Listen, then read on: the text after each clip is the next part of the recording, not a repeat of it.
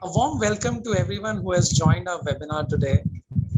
Now, logistic and supply chain have been undergoing tremendous transformation. The customer demand has also gone a sea change. That has implications for the supply chain, omni-channel fulfillment, warehousing, and transportation. Today, we will discuss about the warehouse management part of supply chain, an area that is so vital in fulfillment. Now, YASH has been conducting these webinars in this space. In continuation to this is our fourth webinar, which is migrating SAP EWM to EWM.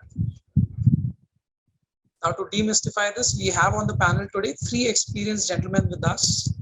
Mr. Jude Xavier, AVP, who also leads the SAP practice. He has over 35 years of experience, including SAP. Also, Mr. Jason Kite, solution architect with 20 years of experience in logistics, warehouse management, EWM. And lastly, Mr. Kalyan Gandhi, solution architect, again with 20 years of implementing WM, EWM solution.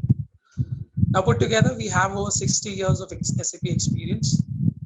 So without much ado, let's dive into today's discussion. I would like to start with you, Jason. As a business using warehouse management system, SAP WM, what are some of the considerations that one should think on before moving to S4 HANA? Yeah, sure. Thanks, Naveen, for this. So moving to S4, let me tell you guys, everyone here, moving to S4 is a migration project like any other. So as you all have, those who are experiencing that process or those who are planning to, let me tell you, this is a great experience. If it's done correctly, your business should reap in the rewards of hardware from both hardware side and software technology perspective. So, but the fun thing is you got to do your homework. So I'm assuming you are here to look at your journey. If you are in your stage where you're thinking to go ahead, what you can do today to make your experience as smooth as possible. So, do your homework. So you got to understand where you are. You've got to analyze your parts of the system, what kind of systems you have, you do some checks in that and make sure your systems are compatible with S4 HANA, right? So that's something you want to do as a part of your, initial checks. Other thing you want to look at is, before you go to S4, do you really need to upgrade your systems, for instance? Because if you are looking at migration, for instance, you're not looking at Greenfield implementation, probably you want to move your existence solutions to the new system, right? So obviously you want to take a look if your system needs any kind of upgrade. So that's something you want to check from that consideration perspective.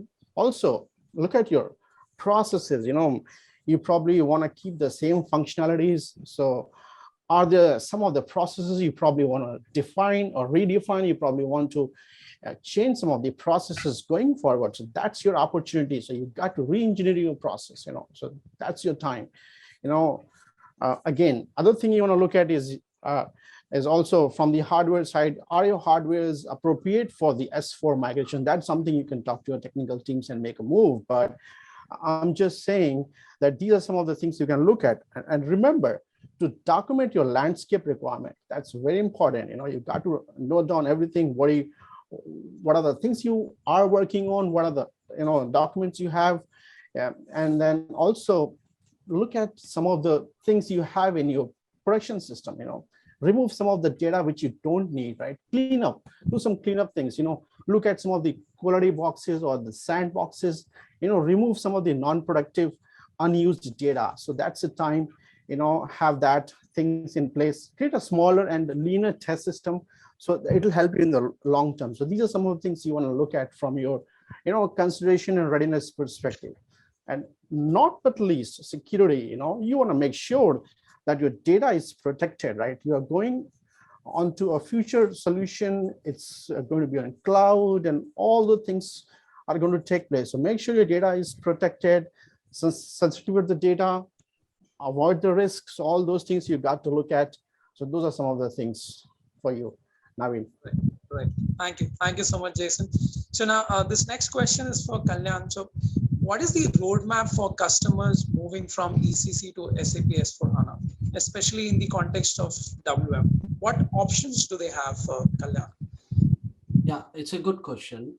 Yeah, we have seen every customer who is preparing themselves to move to S4 HANA landscape and WMS. They do have options again based on their operations. What we recommend, they can have their inventory maintained at storage location level. What standard S4 HANA offers, where they can maintain their inventory. And for a clients who are on very lean warehouse operations, when we say lean, well, those who are doing very simple inbound, simple outbound process, who are involved in 3PL like subcontracting manufacturing. So those clients, we will, like, again, they can go for stockroom management, having bins and those sort of things, where they can have like a simple inbound and simple outbound. And whereas the next generation WMS system, what SAP is recommending, and even as a consultants, we recommend them is to adopt EWM. And EWM have for S4 HANA comes with both sidecar as well as embedded. Whereas in embedded, when the clients are looking for, we recommend them to go try out with the basic one, where the clients who got quality and production integrations and a simple basic warehousing process with these integrations, we recommend them to go for the basic, and it can be scaled up with embedded going forward. And as S4 HANA offers even a sidecar one, the clients who want to work on a very decentralized mode based on their operation and scales level, and how it gonna be integrating with their manufacturing. So based on that, we do the recommendations, and that is something which we evolve their processes and operations. Warehouse, how much the complex warehouse got the complexity. Based on that, what the available options, we do recommend them. Thank you. Thank you so much, Kalyan. So coming back to you, Jason. So we often hear of multiple options of SAP EWM, some of which just Kalyan had covered, that is decentralized, sidecar, embedded. So what are the benefits of SAP EWM sidecar decentralized option over the embedded solution? Great. So this is one of my favorites. So, so firstly, let me say that so the customers, can choose between the two options. So I know we're talking about the decentralized here, but let me tell you here very clearly. So you got to have an option depending on what your business needs are. I mean, the thing is, you can go for either embedded EWM or you can go for decentralized EWM. So sidecar is what we call as a decentralized EWM. So you got the options here.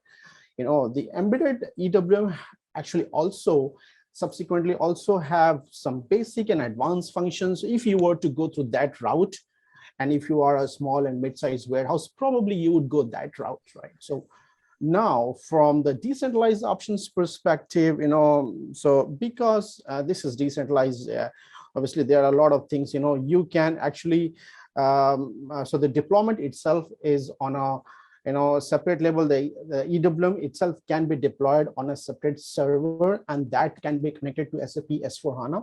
So now the point is, what are the benefits here, right? Why would you do that? So the important factors you want to look at is, for instance, how big your warehouse is. Say, for instance, you have a global operations, in multiple countries, multiple warehouses. You probably want to, think that, look, this is something, you could be a logistics leader in your organization, and you don't want to compromise your processes than the rest of the company. So those are some of the things, you have to look at. And then, yes, if you go that route, that means you are able to manage your higher volumes, large data. So that's there. You have your scalability. You are able to avoid the risk, right? So you have, because all the processing's happenings, you have the large distribution centers, and if for any scenario, one fine day, if the ECC system is down, then your warehouse, your WMS is going to be unimpacted. Your guys can still do the work, and they can still do their jobs, and all those things can happen. So that doesn't impact if you were to go through the sidecar option. So that's the thing. And on top of that, there are some of the things you can do in this option which you could not in the other options, is that material flow systems. So if you have automated large warehouses, those things can work. You can also look at automated storage and retrieval systems. So some of those functionalities works really well in the sidecar. So now the thing is, most importantly, you will know that you don't have to actually look into, if you were to hook up your sidecar system, you could actually connect to anyone. So you could hook up to any ERP system. It doesn't have to be your S4. This is just for your information. As I said, so let's say you have global operations, you may not be using the same system around the world. Probably Latin American countries have different systems than the European ones, so you can connect to. But if your decentralized system on the WMS can connect to anyone, so that's the beauty of that. And as I've mentioned, the benefits are apart, and you just got to decide your preferences there. Navin. Right. Perfect. Thank you, Jason, for explaining that to us. Coming back to you, Kalyan. So, based on your experience, when considering a move from EWM to WM, what typical challenges does a company goes through? If you could elaborate on that. Well, this is a big one actually. Companies will have a lot of challenges. Both like one of the big challenges what we have seen is a change management, like training all levels of users, right from the top management to the last picker. So that is where we have to ensure that all the role-based matrix is well catered, sitting with the business, and those ones are trained and well versed before we go live. Another big challenge you will see is the business preparedness, like cutover of the business activities. There are two cutovers, what we say, technical cutover and a business prepare. Like preparing your warehouse and labeling and rack systems with aligned with the storage zones, with the storage types. Those ones, it's a big activity. And before we even start wall-to-wall physical inventory, that is again a big challenges with the timelines what we have seen. Some of the organizations, even some organizations, they are reluctant to shut down because of the 24/7 operations, where we have to strategize in such a way where we go partially taking each zone, storage zone, into the system go live. So it will be more staggered approach. That are the challenges what we have seen. And technology side, we see like these are the new areas which IT support has to work from the client side. Like if at all they have to create a no storage area, what are the sequence they have to. And migration activity, again, it is a big one from WM to EWM. We have to consider downloading the data and migrating that stock, inventory stock, and closing that cutover again, closing those open activities. Those sort of migration strategies and tactical thinking we have to get in place. Where in a nutshell, what I can say is we have to work closely with the operations and the warehouse managers to see how we can smoothly transition them to a new system. Yes. No. All right. Thank you so much, Kalyan. So this next question is for Jude. So Greenfield versus Brownfield. I'm sure this question would have been there in the dark, and very few people go about answering this. So what option should customer choose and why? If you could speak on that. Yeah, sure. Thanks, Naveen. So one of the considerations, right, that is very important for choosing an approach is when you look at S4 HANA, right? It's a new data model. So it's a new technology. It's a new data model. It comes with advanced capabilities and all that. So when you're considering a move from WM to S4 HANA, there are two considerations that you need to look at, chiefly, I would say. And this is, I'm assuming that the WM is there as part of the SAP ERP system itself. So you're trying to move your entire ERP system from ERP to S4 HANA along with the WMS, right? So along with SAP WM. Now, how are your processes? Are you happy with the processes the way they are? Is it working well for you? Do you want to carry on the same way that you are doing there? And how much of customization is there? Are you happy with the way that things are being customized, or is there scope for changing something? This is one important consideration. If the answer to this is yes, then look at the second. What about the data? Today, the data is one of the most valuable assets a company has. So you have built in over about, let's say, about 10 years of data running SAP. Do you want all the data to be ported into your new system, S4 HANA? Or do you want to carry on to start from scratch again? So the answer to the question, if you want the data, if the processes are stable, then I would say you go with the migration approach. Because what happens with the migration approach is you get all your master data along with the customization. Customization is never a problem, even in the case of Greenfield. But the data is something that comes over during the time of migration, right? So that's a very important aspect that you need to think about. But however, on the flip side, now, like I said, the S4 HANA comes with a completely new stack with capabilities where you can really try to engineer your project, your complete system completely new, and bring in those capabilities which were not there in WM. And you can re-engineer your business process, with the way S4 HANA is scheduled to do, right? So with the new user experience and the analytics that go along with it. If that is the case, then here is an opportunity for you to re-engineer your process. Then I would suggest that you go the Greenfield way. So these are some considerations I would say you need to take into consideration before you go into that. Because part of a migration project is custom code migration, which is such an important aspect and so critical, right, in the whole process. But that goes away if you're choosing a Greenfield operation, because most of the processes, probably the custom code, what you have developed, probably is met by SAP S4 HANA standard functionality. So that does away with most of the stuff that is legacy right now. Think about all these things, where your balance, where your it's easier and faster. I mean, definitely much, I would say, easier when you're really doing a migration compared to a Greenfield implementation. And in terms of cost, it's much less.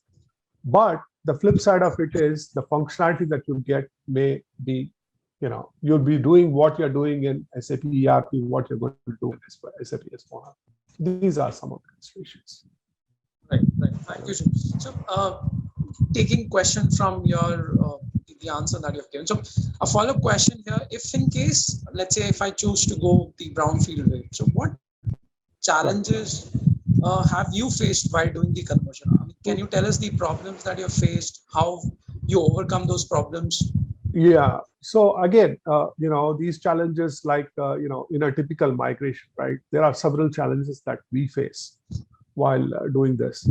Over the course of a year, through the experience, I think some of the challenges have not become that, they have become easier to face. One of the important things is the customer vendor integration, right? And this has implications on the EWM side, because you have the business partner master data in terms of customers and vendors. Every movement that you do in WM or EWM has a business partner associated with.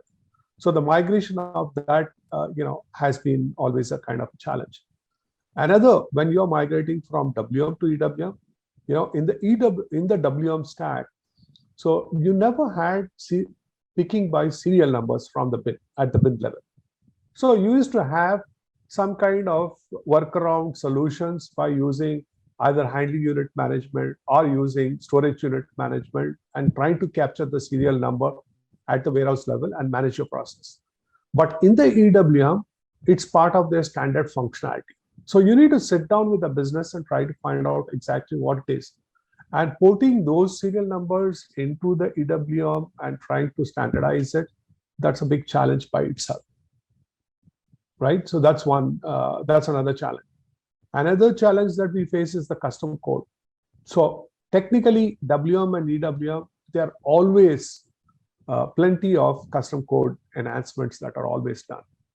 And how do we kind of customize these? How can we negotiate these customizations in EWM as we go forth, right, with the different options that are there. That itself is like a mini project in itself. So these are some of the challenges. Of course, there are other things like, your integration with other modules, your integration with transportation, and if there are some automations involved, then it brings some complexities to it, adjustments of all those kind of things, and so on. So these brings in their unique challenges, but by and large, these are some of the challenges that we have faced in the while migrating from WM to EWM. Great, great. Thank you so much, Jude, for answering that. Now, all of you would agree that COVID has changed the way supply chain is being driven. So there are challenges in getting qualified labor. So, Kalyan, how do we solve these problems? How does SAP EWM deal with these problems? Can you throw some light on this? Yeah, there are two things. The labor shortage in current world is a big problem. So technically, how we really help the business, that technically and even process-wise, let me put that way. Technically, we are encouraging clients to get into next-gen mobile technology, which are very user-friendly, where UI and UX are user-friendly, so that even a new labor can be trained and can be utilized in a short turnaround. That's again one thing what we are encouraging the customers go for that. And another thing what we are looking is how we can really utilize the existing resource who is working by leveraging task interleaving, which is already there in EWM, but we are encouraging customers to use that one. So at least 30-40% of existing resources, we can efficiently use them. Say, for example, someone is doing the put away.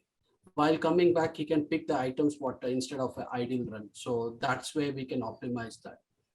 And other stuff, where we are utilizing even the slotting in a new dimension way, where we are encouraging the clients to utilize the planned demand plan once the demand is frozen and MRP is run. Look into that and organize your warehouse in such a way you can have it slotting in align with that whatever the demand is coming. So where you have already got the procurement proposal based on your MRP, so that we know that. And third one, what we are even to an extent, we are looking into the processes to look into the inventory turn-ups and how this on a high level way we are working even with the planners, where we can go across the network of warehouses, where we can utilize the demand patterns and optimize the inventory within the network, so that we can move out this around 30-40% of inventory, which is a slow moving, based on the networking that can be moved and better utilized, rather than again waiting for new procurement or new items coming. So within the network, what are the items based on your demand in the market, we can really use it. In that way, we are helping the business. So these are the various ones, various options what we are offering. One is, as I said, that RF and task interleaving are the main items, and automation. Other one is where we are helping the clients to find where they can really apply MFS, material flow systems, or automatic retrieval systems if they can. And the latest technology, what everyone is keen and clients have shown much interest is warehouse robotics. That is something which we are encouraging the customers to really look into that and do the investment, because this is the disruption what no one expected, and there is a big shortage. So where we can really use robotics as well as manpower, where combination of those two. So these are the various options what we are offering to the clients, where they really look into. And SAP EWM is quite scalable, and it can integrate with warehouse robotics, even if it is a third-party one. Even SAP recently has launched SAP warehouse robotics. Okay, so this ones we are trying to explain the clients what the efficiency they can gain out of it. Just to add to that, right, Naveen, I mean, we were in a supply chain event sometime back in Chicago, and we saw that, DHL freight, right? So the amount of robotics that they use in picking and packing and things like that, right? So they have even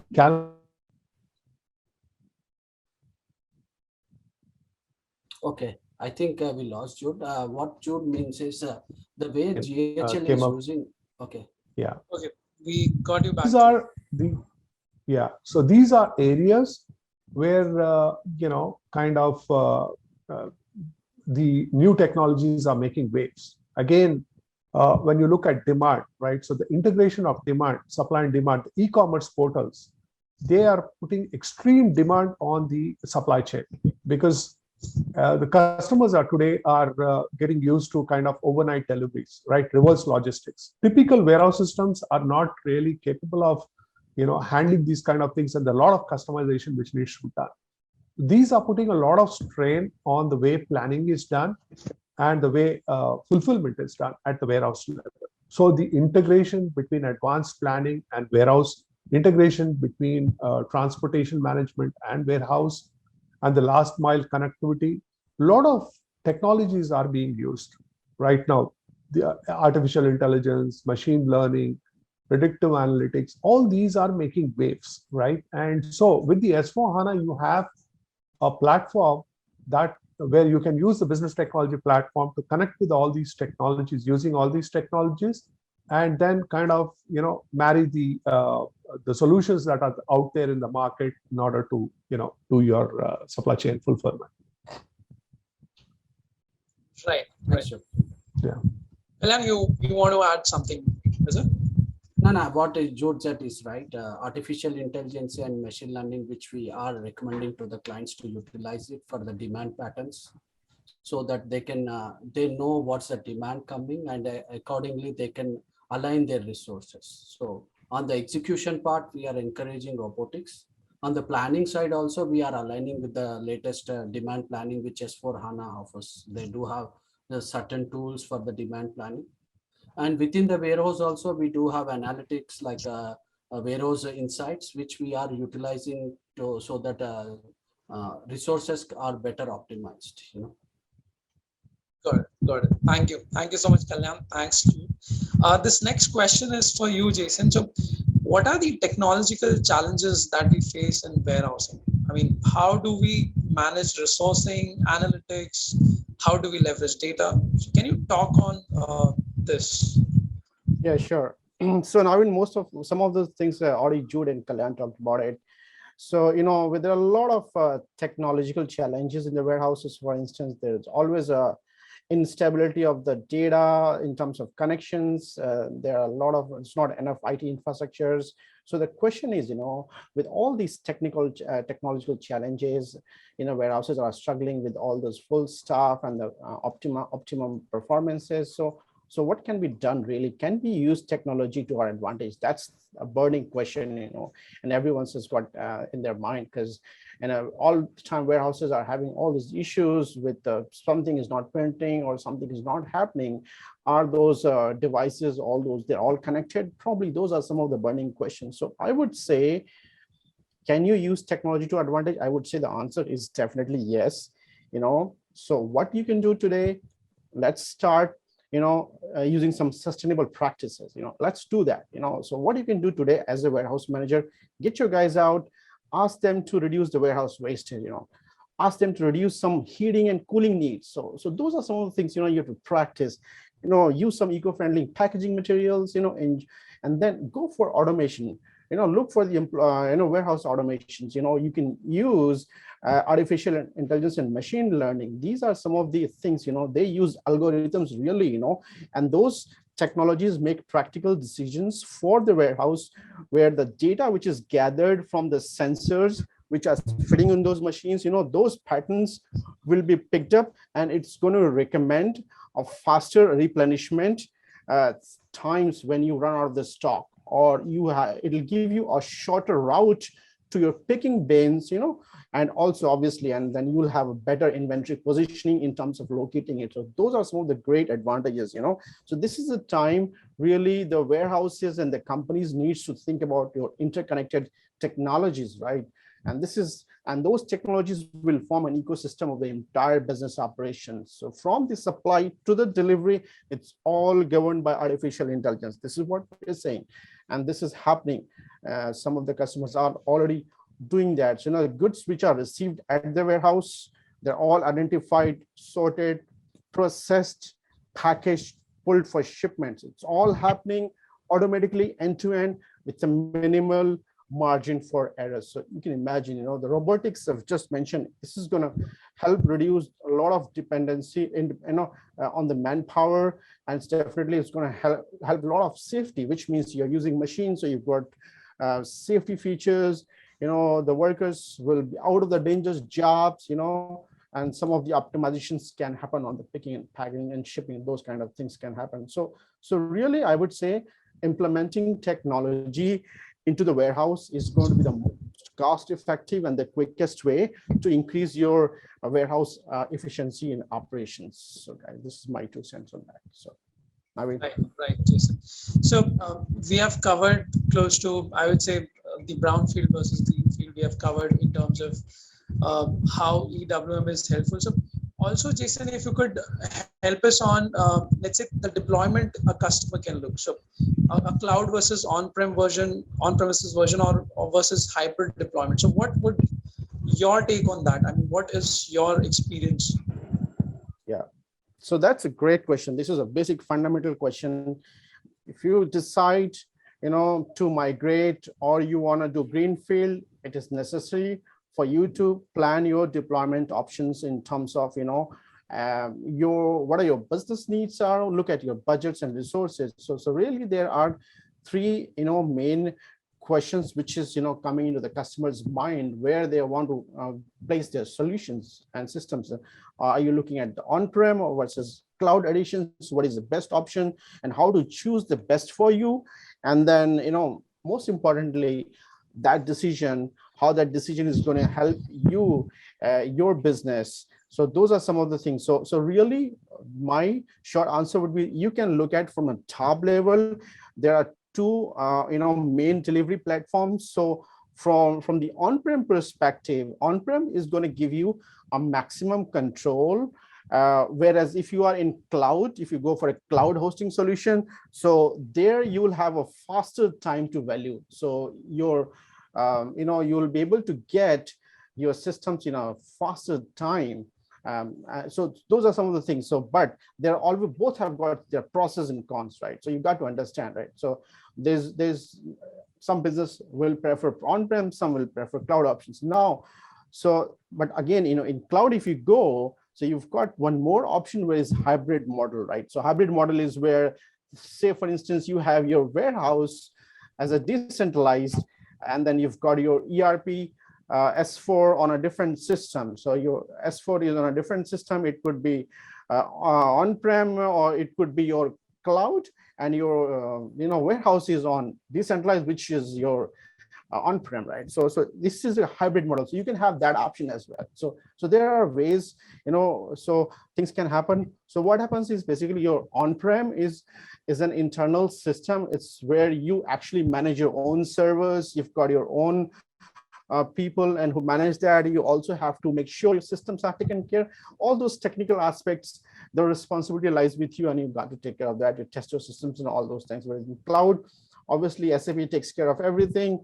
They maintain all those servers, the upgrades are all done by those guys. And then, the cloud versions are available to both private and the public editions if you want a public. So there are some of the multiple variations, but let's not go there. So those are some of the details you can work out when you make those decisions. But the goal here is that between the on-prem and cloud, you can always decide which way you want to go in terms of your deployment. If you have your to be managed by IT staff of your, or if you want to give it to your SAP. So those decisions you can make, some of the assessments, and also in terms of what's your planning around controlling, upgrading those systems, or do you want to leave with SAP? And then some of the things about implementation time. Do you have enough time? Do you want to wait to get everything done by your, or you want SAP best practices and pre-configured solutions. So between those things, you can make the decisions between the on-prem versus cloud. So those things will help you a long term. I mean, got it. Thank you, Jason, for answering that. Coming back to you, Kalyan. So what happens, let's say, if my organization is on a journey to move S4 towards S4 HANA, and we decide to implement only EWM and TMS first, and then maybe move to the core models. So what would be your recommendation in that case? Yeah, good question. Actually, this is the one which we always we have this question from the clients when they are thinking of moving to S4 HANA. So what SAP recommends in this situation to go for a decentralized one, and gradually when you move to S4 HANA core modules, you have to again go for another instance. So SAP recommendation on this case will be this, going with that. But we have seen a reluctance from the client to invest on two boxes. So we came like we have worked with the clients with a hybrid model where we leveraged a connection of ECC to S4 HANA, and in S4 HANA again in turn working as an embedded EWM and embedded TMS to save the money of the customers. We did deploy that one for a few customers. We do have use cases. We have worked on that. That is something which we can work with the client based on the complexity, what they have, what exactly client is looking. Thank you so much, Kalyan. So this last question is for you, Jude. So we often hear these buzzwords: HANA, SAP HANA, ECC or HANA, S4 HANA. So what is the difference between SAP HANA and SAP S4 HANA? What does it mean for a customer who's presently using ECC? Well, actually, so in the ECC days, right? So you had the database as well as the application stack completely different, right? So the database was, the customer had an option of going in for whatever database he chooses. So it could be Oracle, it could be SQL Server. So these were the two most popular in those days. So, and people, went one or the other. Now, when the S4 HANA started picking up, right? So the first move that happened was that SAP came up with this HANA database, which is real in-memory computing, is what SAP says, and it's pretty fast, and it's a huge database where the entire transactions is on a single database, so you can query it and get it real time. So your analytics is much faster. So the user experience also got much better. This happened somewhere when PHP 5 was launched. Around that time, this move towards HANA happened. So the HANA is actually a database, right? And when the movement to SAP S4 HANA happened, it was always a two-step kind of a movement. So from ECC, you first change the database from the Oracle database to the HANA database, and then you do the conversion to SAP S4 HANA. That's how the thing happened. So typically, when you talk about SAP HANA, it's actually the database that we talk about. Some people use it to refer to ECC on HANA. ECC on HANA is a HANA database. The database has changed to HANA, but the ERP stack still remains SAP ECC. So that means none of the functionalities change. It's only the underlying database that changes. So it's more a kind of a database switch. But when you're talking about SAP S4 HANA, there's a change in the database, but there's also the change in the data model. So that's the basic difference. All right. Thank you, Jude, for answering that. So that brings us to the end of our 4th episode. Now, I would like to express my gratitude to our experts for sharing their experience. We were fascinated by what we have learned about warehouse challenges and solutions today. I'm sure there would be more questions, and you could always address it to us on our email address, that is ewm@yash.com. That is ewm@yash.com. And do attend our next webinar, which is on 14th of July, which will cover best practices for integrating warehouse automation and SAP EWM. Thanks for joining. See you folks next time. Thank you, Naveen. Thanks, everyone.